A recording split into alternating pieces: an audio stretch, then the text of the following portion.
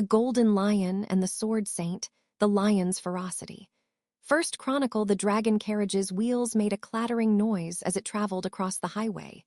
Typically, dragon carriages would travel down the highway in groups of several. That was the least they could do to mitigate the dangers, a means to avoid being attacked by bandits or wild dogs along the way. The kingdom of Lugunica was considered to be a relatively safe place, however, that only applied to its urban areas.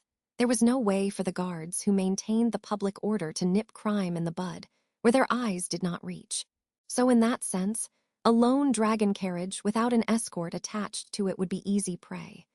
The danger around it would increase colossally, especially when the dragon carriage was one that carried nobles in it. Even so, there was also an unavoidable aspect to this. They had a reason why they couldn't take a whole group of dragon carriages along with a bunch of guards with them. Even so, stranger, these guys ain't gonna bother listening to us about our situation, you know. Sat in the box seat, the young girl crossed her arms and gave a frown as she gazed at the situation they'd been put in. She was a girl with golden hair that shimmered in the sunlight and strong-willed red eyes. Her cute looks, along with the fang-like canine that protruded from her mouth, could be appropriately described as being adorable. However, she had a tough nature to her, to the point that you could say it was closer to the valiance of a lion than the cuteness of a cat. That seemed plain as day from the fact that she wasn't fazed by the dragon carriage being surrounded by a group of rough-looking men. However, the biggest reason behind why she'd remained unfazed wasn't because of her pluckiness, but rather because of the red-haired young man sitting beside her in the carriage's box seat. Red-haired young man. "Just a moment, please, Lady Felt. Sure."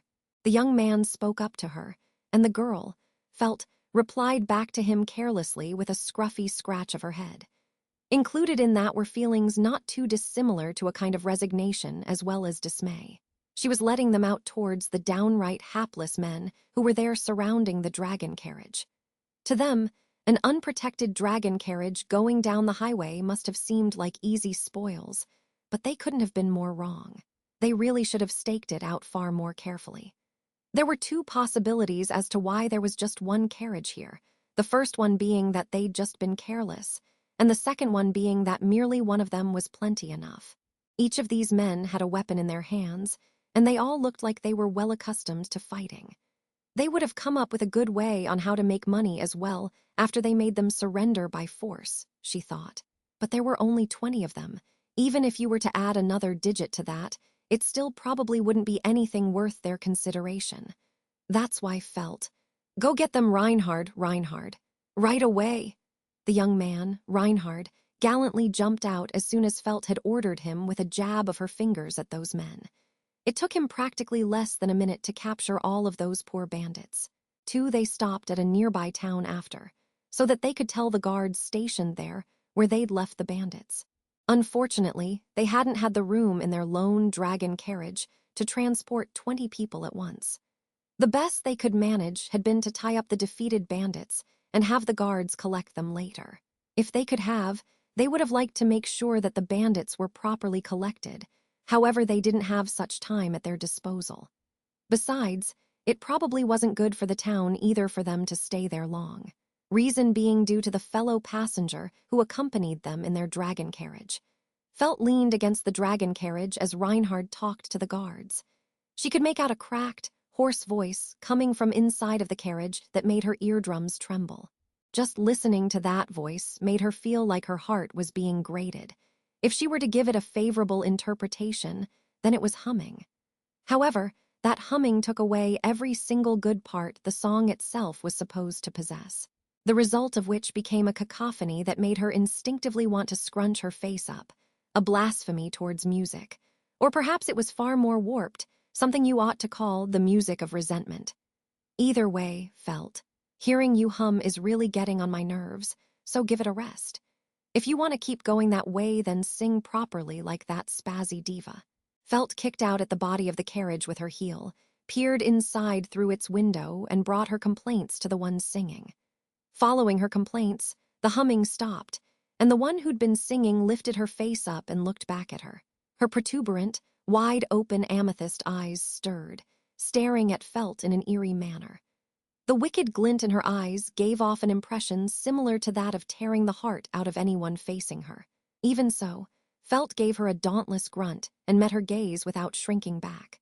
There was a terrible pressure coming from her, but at this point it wasn't really a big deal for Felt. Otherwise, her position, her title as one of the 5 candidates vying for the throne which shook the kingdom of Lugunica, would be extremely hard to shoulder. The lips of the one who'd been humming relaxed, seeing Felt's unflinching attitude, and they let out a ragged sigh. "Stranger, I'm sorry if that bothered you. Even so, thank you. You've been listening to me for a while without complaining because you must be a kind girl, right?" Felt, "Me, kind. That joke wasn't funny. I kept quiet for a while 'cause I imagined it'd be better to listen to you hum than talking to you. Then I stopped baying. Quiet 'cause I rethinked things and realized that your humming is the absolute worst." "Serious? Dear oh dear, heh." Felt's opponent laughed at her curt response while still keeping the smile on her face. There was a slight clinking noise coming from her due to the fact that both of her arms were completely bound in chains. Though it wasn't just her arms which were restrained, rather it was her entire body, including both of her legs. No, in the sense of restraints, chains weren't the only thing which were wrapped around her entire body. There were white bandages as well. Bandages wrapped around every inch of her body from head to toe, making it so that the only thing that remained visible was her wide open eyes. That monstrous figure was the Sin Archbishop, Sirius Romani Conti. It went without saying that Felt, currently being one of the royal selection candidates, had one of the most important positions in the kingdom. Felt and one, the Sin Archbishops who'd committed so much atrocity across the world, were 2 individuals who should never be associating with each other. Yet by some twist of fate, the 2 of them were riding on the same dragon carriage and had been sharing the road together for their journey that would take them no less than 10 days to get to the destination. Just how many times already had they had these shallow conversations, let alone her humming, Felt sighed. Even counting, it was already tiresome enough for her. Felt, "Geez, I'm probably gonna regret not getting a Sin Archbishop escort or whatever." "Serious? So you're going to hand over your role to someone else from now on?" Felt, "I wouldn't be going to all this trouble if I could, god damn it." Felt gave her a foul-mannered after she'd retorted back to her in a casual tone. Though Sirius hadn't abandoned her friendly-looking attitude, not in a million years would Felt do something like relaxing her guard around her. The reason behind why Felt had taken the role to escort this monster hadn't been so she could warm up to her. It had been because she was never going to let her escape, no matter what she was scheming. A calamity of the likes never seen before had struck the Watergate city of Pristella. A concurrent attack by several of the Sin Archbishops on the city had incurred colossal damage before they'd managed to settle things. The incident had led to the death of one of the main offenders, whilst others had been captured or had managed to flee. However, the Sin Archbishop they'd managed to capture was Sirius herself. They needed to get this monster to tell them about the mysterious witch cult. And so for that they were taking her to the royal capital so she could be interrogated. It was none other than the Felt faction who'd taken on the role to bring this monster to the royal capital. At first they'd been planning to make the trip there in around 10 days, but by now they'd gone way over their schedule, all because of the hindrances that they'd come across along the journey. They captured bandits and reported them to the guards in nearby villages. This was already the 6th time that they'd come across impediments like these, an unusual amount, no matter how you sliced it. Sirius, it's always like this Felt. What, Sirius? It feels like my presence attracts misfortune, or well, it feels like I have a disposition for calling disaster to me. That's why all these things keep happening. I'm sorry, thank you. While clattering the chains on her hand, Sirius let out both an apology and a thanks in chorus. Hearing that, Felt gave her a frown and then batted one of her eyes shut. Felt, calling misfortune to you, you say? If that's true, wouldn't it have been better for you to have lived a quieter life? If the result of you despairing about the world was to run amok in the witch cult, then my bad, but I can't sympathize with you one bit. Sirius, that view of yours is a tad biased. I just go around preaching about the importance of love, but it doesn't get through to you or that night of yours. It's a real shame. Even her dropping her shoulders looking rather crestfallen was, in the end, something to not be taken at face value. In any case, Sirius' words were correct. Felt wasn't affected by the authority, or whatever it was, that induced abnormalities in one's psyche which the monster strew around. If all the stories she'd heard about it on the way were true, then it looked like even Sirius' authority had some conditions or whatnot that Felt hadn't been able to satisfy. According to what that dodgy Natsuki Subaru, who was oddly versed in the witch cult, had said, the more targets Sirius' authority had, the more effective it would become, or so he'd surmised. In that sense as well, when it came to the least amount of people required, you could probably say that just having Reinhard escort her would have been adequate enough. Even so, she couldn't help but feel on edge, and not because of something that had to do with her authority. It was more so a sensation which she couldn't help but feel, one of instinctive repugnance towards the Sin Archbishop. Sirius, you've ended up hating me, haven't you? Felt, is there really anything about you which is likable by anyone? For all your blathering on about love this and love that, talking with you always keeps pissin' me off. Sirius. Sirius sunk into silence in response to Felt's pointed reply.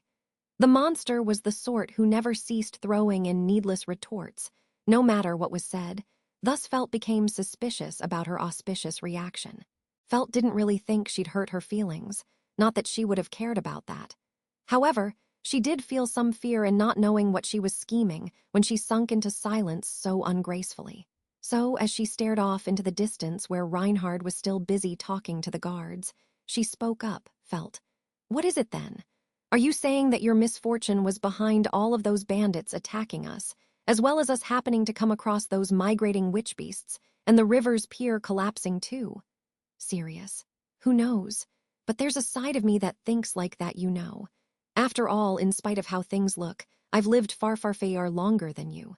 She repeated the word 3 times, causing a look of suspicion to appear on Felt's face.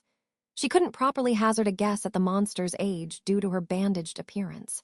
That being said, judging from her tone of voice and her bodice shape, her longevity seemed pretty likely to be a bluff. But then again, within the demi-human tribes, there were a bunch of them who did live for long. It wasn't like she could have wholly denied Sirius' claim from the start either. Sirius. It was harder to live back then compared to now, way tougher. My hometown was destroyed by a witch hunt. Back then, I was still really young. Felt. A witch hunt. Never heard of such a dangerous thing. Sirius. Indeed, I supposed you wouldn't have. You're still quite young after all. Felt had never so much as heard of anything as reckless and over the top as hunting witches. But, having received Felt's answer with an air of composure about her, Sirius had shown her that she understood. Sirius. Ever since then, misfortune has followed me around no matter where I flee to, so that's why I thought that misfortune is following in my wake. It appears like it tangles everyone up in it but me. Sirius spun those words in her gloomy voice while moving her chains about. Her rattling the chains, which had now tightened firmly around her, should have made her arm bones creak and brought her pain. Her doing that to herself looked almost like she was punishing herself, yet at the same time, Felt could only feel like she was full of herself. That's why. Felt, as if I've heard anything so absurd, Sirius. Felt, it's like you believe that the whole world is revolving around you, don't you think? First things first, if that's the reason why you said that. Felt trailed her words off there and lifted her gaze up slightly. Her eyes squinted in the sunlight that was streaming from the clouds, and she let out a quiet sigh. Sorry, but when it came to Sirius giving her so esteemed opinion that misfortune gathered around, with her smack bang in the middle of it, such an idea was completely absurd. Felt, I know someone as well, just like you, who is seen in a bad light from the people around them, you know. But that girl didn't take it as an excuse to act rotten. The complete opposite, in fact. She's got an easygoing attitude over her condition where she just tries to give it her best. Sirius. In a bad light from the people around her. Felt. Of course, I reckon it's also because she's blessed by the people around her, yeah. She's probably had a bunch of bad experiences, but at the same time, she's also got people with her who treat her well. That too must be why she came up decent. What had come to Felt's mind had been that silver-haired, amethyst-eyed, half-elf girl. It was pretty easy to imagine that she would have kept meeting unreasonable experiences due to her features resembling the Witch of Envy. Felt, too, had once been just as wary of her. However, she didn't make excuses for the unfavorable situations she found herself in through no fault of her own. There must have been times where she would have felt frustrated and bitter. And yet, Felt, there's these people who turn out decent, so what you're saying is just you being spoiled. I ain't ever gonna feel any sympathy for you. You're just a crazy asshole. Felt dismissed this monster with her words while still looking away from the inside of the dragon carriage. She was honestly so glad that she'd spoken exactly what she wanted to. Serious, or rather, these witch cultists' justifications really boiled her blood whenever she just heard them. Felt didn't like people who resigned themselves to weakness, not to even mention weak people themselves. The Sin archbishops, rather, Sirius' insistence had been meshing as well as oil on water with Felt's likes and dislikes. Sirius didn't utter any words for a bit after hearing what Felt had told her. Although Felt could say that she'd rather have her be silent than keeping up her eerie humming or her pointless chatter, the way she'd gone quiet, as if her words had really hit home, had won over her unease. Felt, hey, say something. Don't tell me I hurt your feelings and you're gonna start crying. Sirius. No, I'm not going to do that. I was just thinking. Felt thinking, about what? Sirius. About how odious that slut is. Felt's body stiffened as soon as she heard her tone of voice, which seemed chock-full with hatred. Where on earth had the superficially calm and friendly attitude she'd had up till now gone? Serious feelings would cool down in a flash, while at the same time boiling up. Felt. Hick, sensing this, Felt moved her back away from the dragon carriage and gulped. Stranger. Sorry to keep you waiting, Lady Felt. Having come back from talking to the guards, Reinhard had called out to Felt. She looked back at him, seeing his familiar face when she looked up. She felt a touch of relief, and then her face grew sullen. Reinhard, Lady Felt, is something the matter? Felt nothing, was just angry at myself for seeing your face and being so relieved by it. Reinhard cocked his head in confusion as if he didn't understand what she meant, but Felt didn't bother with any further explanation. Felt, no need to worry. If things are settled here, then we ought to head off. How much is left till we get to the royal capital? Reinhard. I think it will take 5 days, even at Romy's pace. I apologize for the inconvenience it's becoming for you, Lady Felt. Felt. Yeah, it's fine, whatever. I'm just gonna sit by your side for a bit, all right. A look of wonder appeared over Reinhard's face at Felt's words, but she glared at the dragon carriage without giving him any further reply again. Through an imperceptible wall was the dragon carriage that contained the Sin archbishop who wouldn't let them perceive their true nature. The road to the royal capital was still long, and there was probably going to be more trouble, Felt thought with a sigh.